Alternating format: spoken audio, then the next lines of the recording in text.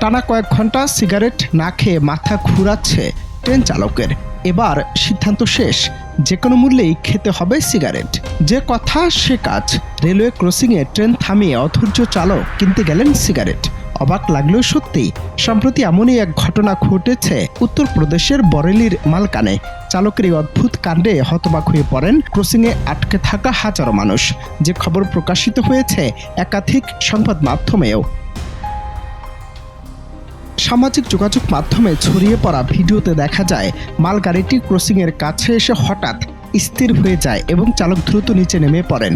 ওদিকে রেল গেটের দুই পাশে তৈরি হয় দীর্ঘ জ্যাম।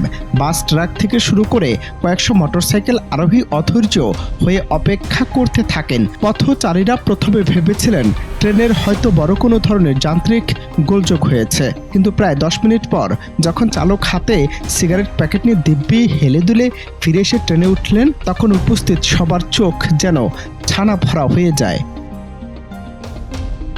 এই নাটকীয় পরিস্থিতির ভিডিও সামাজিক মাধ্যমে ছড়িয়ে পড়তেই নেটিজেনদের মধ্যে বইছে হাসি রোল ও তীব্র নিন্দার ঝড়। একজন চালকের এমন দায়িত্ব জ্ঞানহীন আচরণে সাধারণ মানুষের দুর্ভোগ কতটা চরমে পৌঁছাতে পারে, এই ঘটনা তার জলজ্যান্ত প্রমাণ। ট্রেনের চালক ফিরে আসার পর ফের ইঞ্জিন সচল করলে মালগাড়িটি আবার চলতে শুরু করে এবং কিছুক্ষণের মধ্যেই পরিস্থিতি স্বাভাবিক হয়ে ওঠে।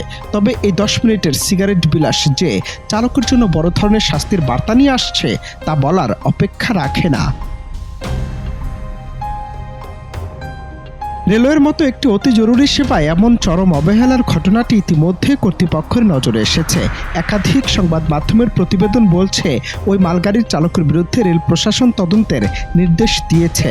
শখের বশে করা এই সিগারেট কেনা এখন চালকের চাকরির জন্য বড় বিপদ হয়ে দাঁড়িয়েছে।